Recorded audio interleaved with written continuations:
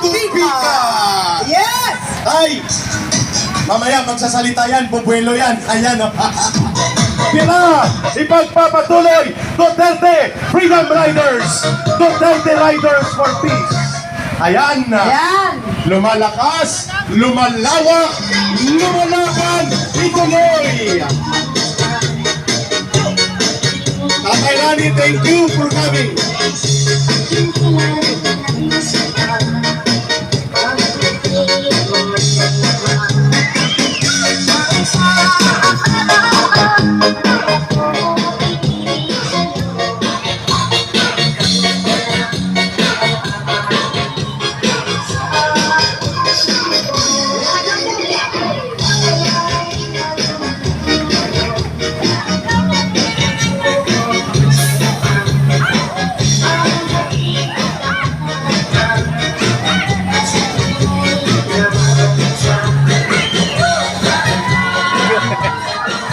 Ano po?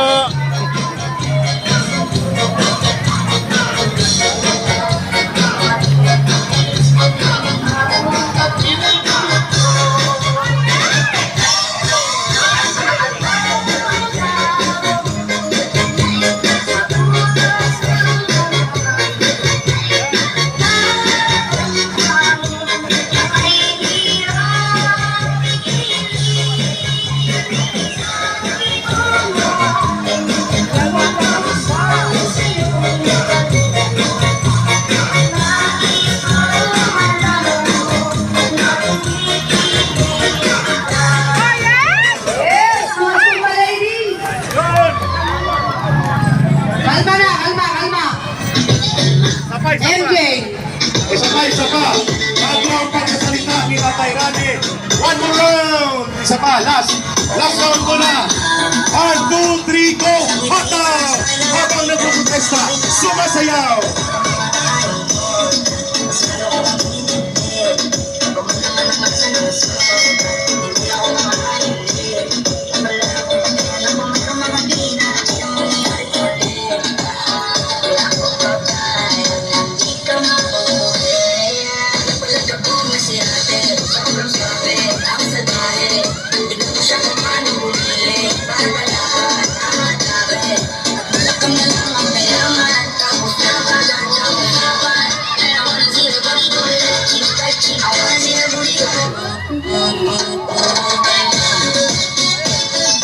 Yes! Kalma!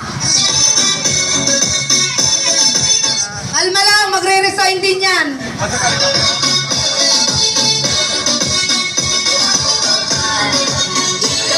Yes, kalma lang, magre-resign din yan.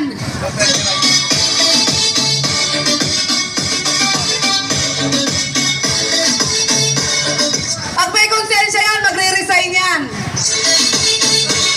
Yung mga kurap,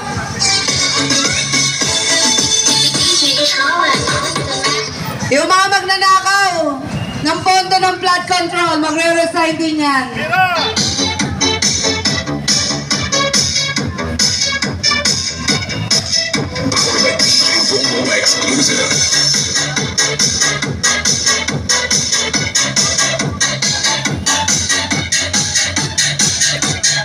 Final Sumba na yan, final. Sir, ano yan, sir? Ang dami nila ngayon.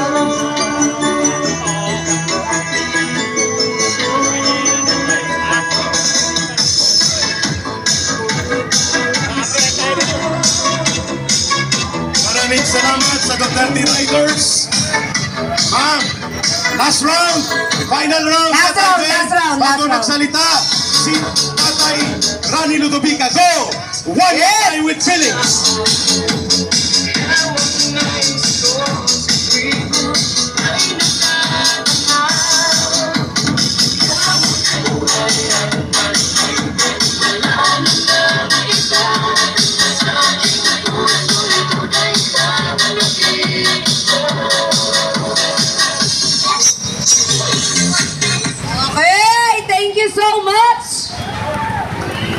Thank you so much, Sumba ladies. Maraming salamat sa inyong mga talent at sa inyong lakas ng loob at sa inyong magagandang performance.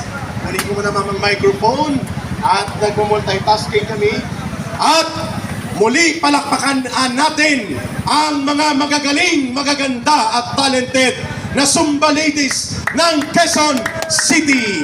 Ayan. At siyempre, ang Duterte Riders for Peace and Freedom. Ayan. Mga kababayan, dadami pa yan. September 21, wala kayong ibang pupuntahan. 7 a.m. to 8 a.m. ang assembly time. EDSA, dito, we will occupy EDSA. Ayun, pakinggan natin ang magandang mensahe ng isa sa ating haligi kung bakit lumalakas ang panawagang Marcos Resign, City Councilor sa Quezon City at nagiging tatay sa serbisyo publiko.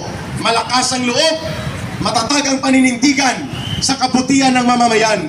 Kaya siya ang kinikilalang Marcos Resign Coordinator sa buong Metro Manila, Tatay Rani Councilor Rani Ludovica. Isang mapagpalang hapon po sa ating lahat. Napakadami pong naghihirap. 120 million ang Pilipino. Pero ang nakakalungkot po, ilan lang ang nagpapahirap sa bayan natin ito. Hindi ko na rin po siguro isa-isahin pa kung ano ang dahilan kung bakit naghihirap ang mamayang Pilipino. Ang mahirap, lalong naghihirap. Yung mayayaman, naging congressman pa, naging contractor pa, lalong naging mayaman. Marami po ang hirap na, pero kukunti lang ang tumatayo, kumukunti lang ang tumitindig. Huwag po kayong matakot dahil ang ipinaglalaban po natin ngayon, ito po ang kinabukasan ng bayan po natin. Alam ko, lahat po tayo damdam o nararamdaman po natin ang paghihirap po ng bayan at ng pamilya natin. Bakit ba tayo ginaganito ng mga walang hiyang politiko at lalong-lalo na ang presidente natin? Kasi po, karamihan sa atin, tayo rin po ang may kasalanan po nito. Sa kakapiranggot o barya-baryang ibinibigay sa atin, ipinagpapalit natin ang paghihirap at kinabukasan at ang yaman ng ating bansa. Isa-isahin ko po kung bakit tumitindig po ako ngayon dito, alang-alang sa bayan natin at alang-alang sa mga kababayan ko. Ngayon, nakatutok tayo sa flood control program o anomalya o korupsyon. Ngayon pa lang po, kukunti pa lang, hindi pa 1/4 ang naka-account po sa nakawan ng mga ilang walang hiyang kaalyado ng ating presidente at napakawalang hiyang Speaker of the House, Martin Romualdez. Alam niyo po, baka nakakalimutan niyo ang Maharlika Fund. Ang Maharlika Fund po natin, 500 billion po ang kinuha sa iba't ibang sangay ng gobyerno. At ito po, ngayon, baka nakalimutan nyo, magto 2 years na. Nabalitaan nyo na ba kung ano ang nangyari sa 500 billion na yan? Wala! Ito pa po, ang isa. Tayo po, hindi nyo po ba alam na dito sa administrasyon ng adik na Marcos na ito, nagbenta tayo ng 25 toneladang ginto. na ito po ay reserve natin pag nagkaroon ng krisis, meron pong magpapautang sa atin dahil minamandato po ng World Council of Gold na meron tayong reserve gold po rito. Ni-report pa ho nila, ipinaalam ba sa bayan kung ano at saan napunta ang pinagbentahan ng 25 na toneladang ginto? Wala! Sanay na sa pagnanakaw sa bansa natin ang administrasyong ito. Ang tanong ko po, Mamang Pulis, MMDA, security, at yung mga dumadaan na nakakotse rito sa atin. Bakit hindi tayo kumikibo? Hindi nyo ba damdam o nararamdaman ang kawalangyaan ng gobyernong ito? O natatakot kayo? Bayan ko, kababayan ko, kaya tayo winawalang iya ng ating administrasyong ito dahil wala kayong pakialam.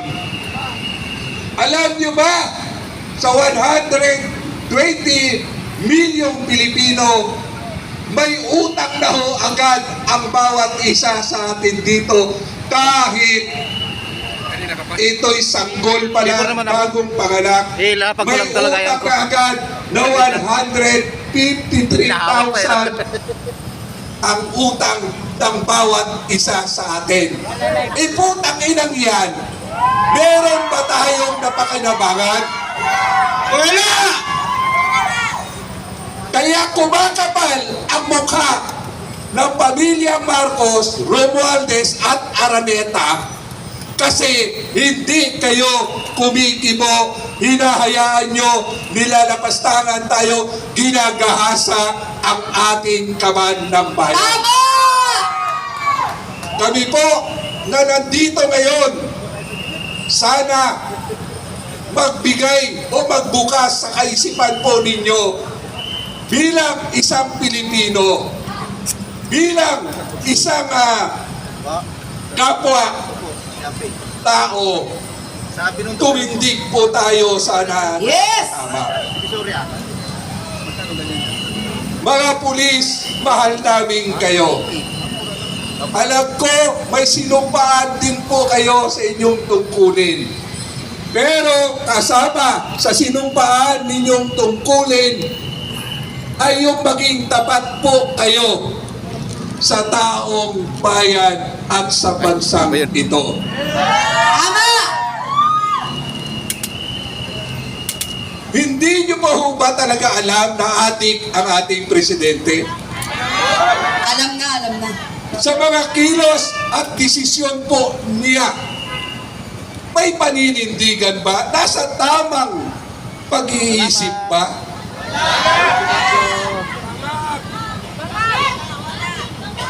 Ano na ho kaya ang kinabukasan ng bayan nating ito pagka nanatili ho kayong nagtutulog-tulugan? Bayan ko, kababayan ko, huwag nyo namang hintayin na talagang lugmok na ang bayang ito bago kayo kumilos. Kami po mga tao na nasa harapan po ninyo, isang kahig, isang tuka. Pero naninindigan dahil gusto namin matapos na ang paghihirap ng Tapusin na! kinakabahan na po sila. May kabag na! Halos hindi na makatulog. Pulburon pa more! Pulburon pa more! Pulburon! Kayo po ba, kayong mga kapulisan tayong taong gobyerno, di ba nire-require tayo taon-taon na tayo ay magpa-drug test? Kami po, dahil kunsihan, sa Lunes, naka-schedule kami na i-drug test. Pero itong putangin ng Marcos na to, mulat pagkabata pa lang adik na. Binigyan na nga ng pagkakataon na ituwid ang kanyang pagkakamali, ngunit lalong naging suga pa sa cocaine. Tama! Alam ko po, may ilang araw pa tayo para magkaisa. Samahan niyo po kami para sa kinabukasan at sa bayang ito sa darating na linggo.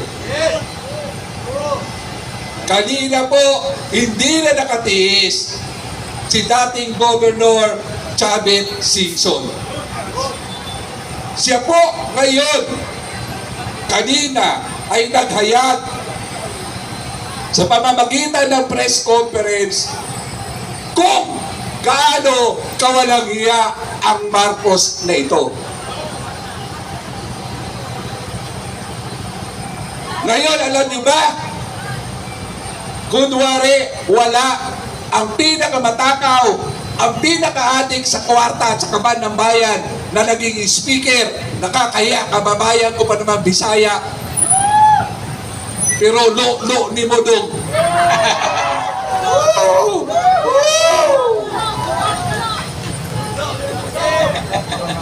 Ngayon, lalong-lalo na sa lugar namin dito sa Quezon City, namimigay ngayon sila ng ayuda. Binibigyan ang mga tao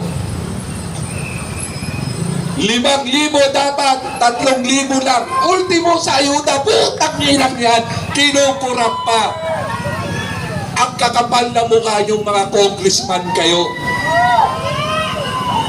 Nagsalita na si Mayor Joy Belmonte kung paano tayo ninakawan, niloko ng mga congressman na to. Kahapon, nagkaroon ng physical audit ng flood control project sa Quezon City. Ayan na! Natuklasan niya kung gaano kawalang iya ang mga congressman natin. 17 billion mula 2022 hanggang itong taon na to ang nilustay ng mga walang hiyang congressman na yan. Alam niyo ba, puntahan natin ang mga bahay ng mga congressman natin. Doon pa lang makikita nyo kung gaano sila kahayok, katakaw sa pera ng bayan. Lahat ng mga karangyaan nasa kanila. Samantala, ang kanilang nasasakupan nung araw, isang kahig, isang tuka. Pero ngayon, 1,000 kahig bago ka makatuka dahil sa hirap ng bayan natin. Aswapang mga gahaman! Ewan ko na lang po kung ano pang ebidensya ang kailangan nyo. Ewan ko na lang po kung ano pang pahirap at pagnanakaw ang gagawin nila para po mamulat tayo. Sana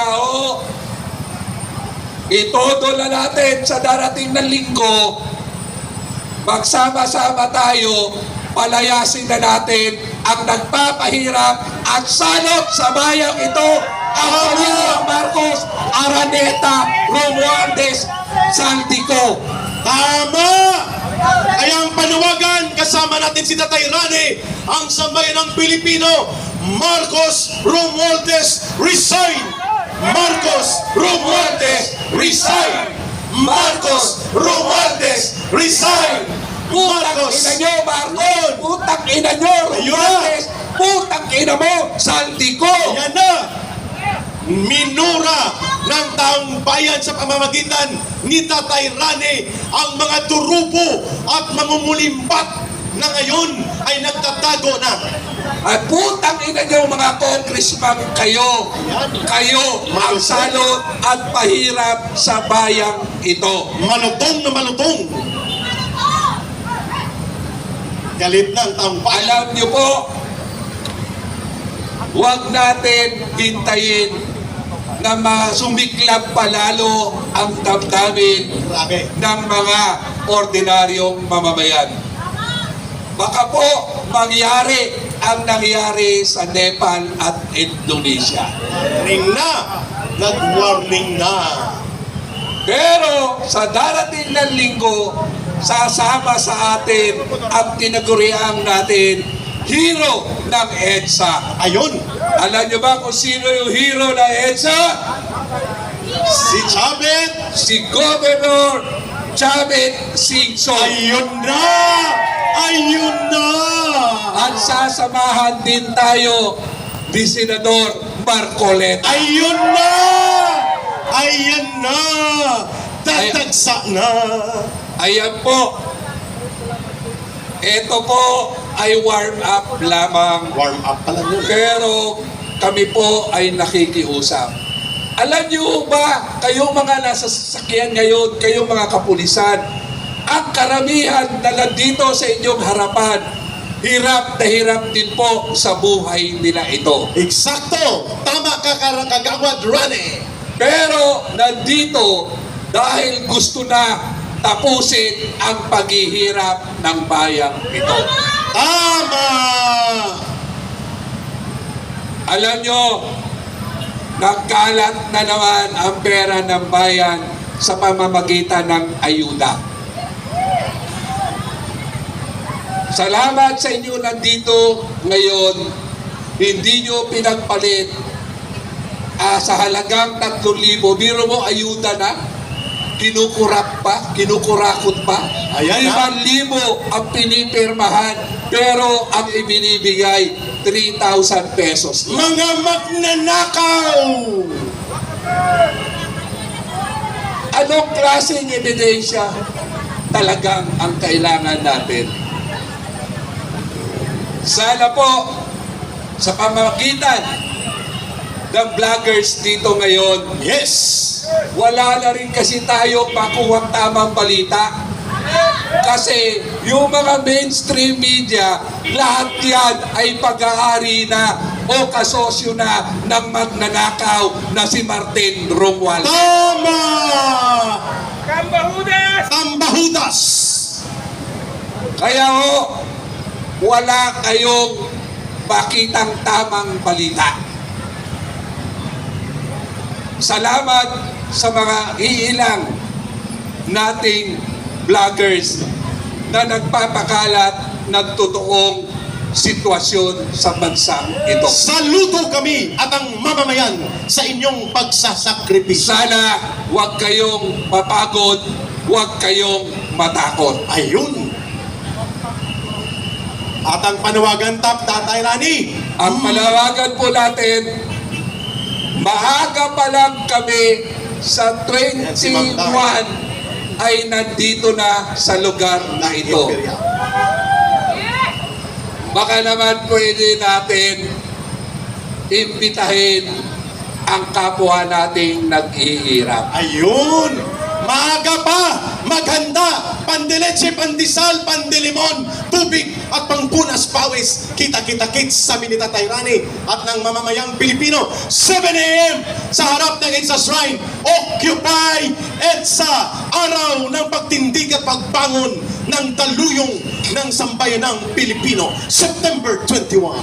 Ito po yung bayang ipinagkaloob ng Diyos sa atin. Pinagyaman po tayo sa lahat ng pangangailangan ng isang komunidad. Pero ang nakakalungkot, may mga modern na Eva at Adan tayo. Yung isang Eva nagtatago sa pangalang nasa Malacanang siya eh. Ang pangalan daw niya ay Lisa.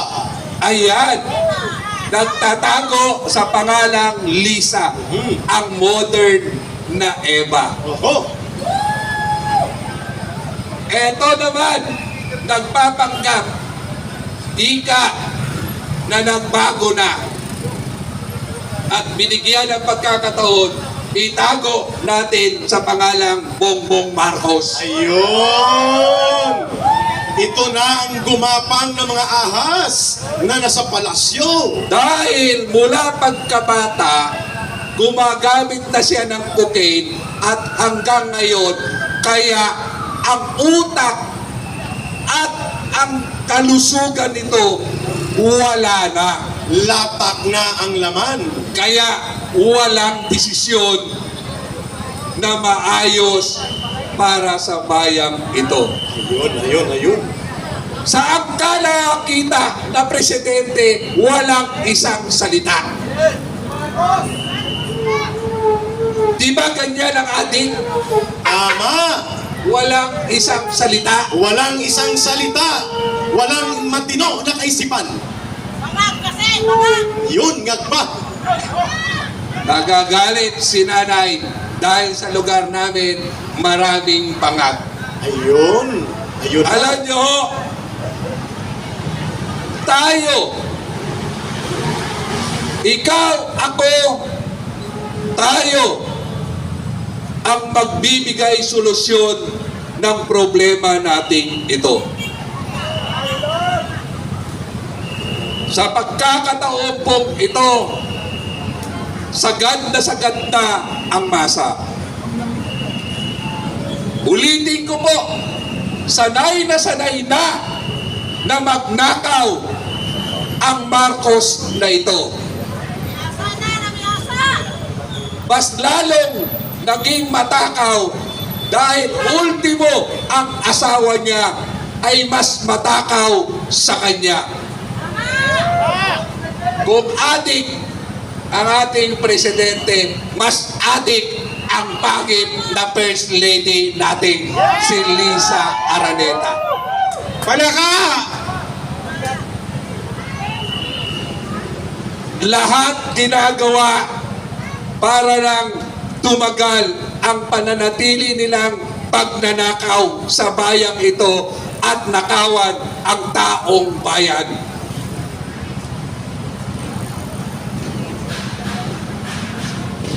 Parang awa na po ninyo. Pilipino tayo. Sana po sa pag-uwi natin, baka pwedeng kantahin nyo ang bayang magiliw natin. At sana basahin nyo rin yung panunumpa sa watawat ng Pilipinas. At imulat niyo po ang inyong mga mata at isip. Huwag na nating patagalin pa ang paghihirap na to. Wakasan na natin ang korupsyon. Wakasan na natin ang panggagahasa sa bansang ito sa mga iilang tao lang po. Yun, malinaw. Bayang ko, mahal ko. Bayang ko para sa kapwa ko.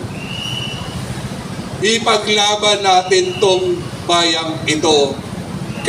Kailangan po tayong makabayan sa panahon po ngayon. Yun.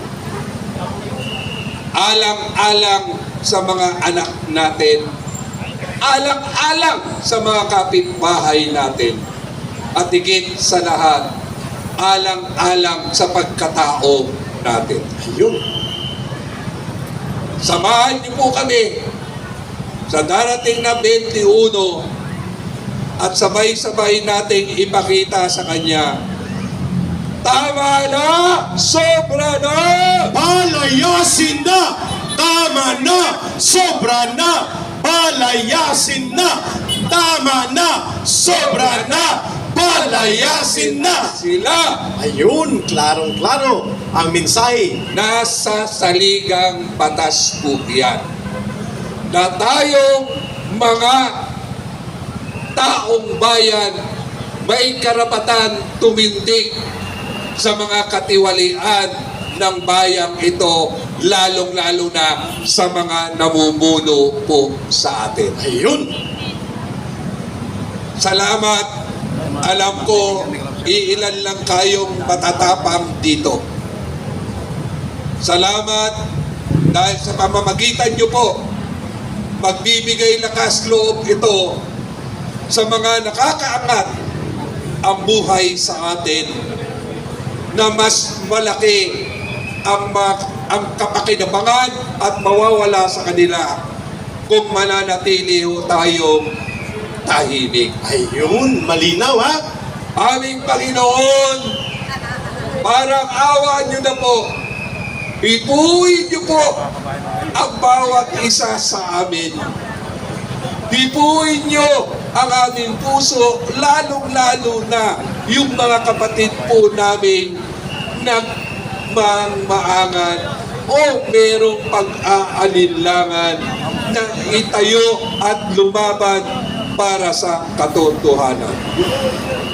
Panginoon, nangyari rin po yung pagpapadala ng iyong bugtong na anak na si Jesus para tubusin ang mundong ito. Lord, please, tulungan niyo po kami, parang awaan niyo na po. Paalisin niyo na po ang pamilyang Marcos at kanyang mga kaalyado. At ito ay hinihingi po namin sa ngalan ng iyong anak na si Jesus. Amen. Amen. Laban lang! Laban lang! Laban Laban sila lang!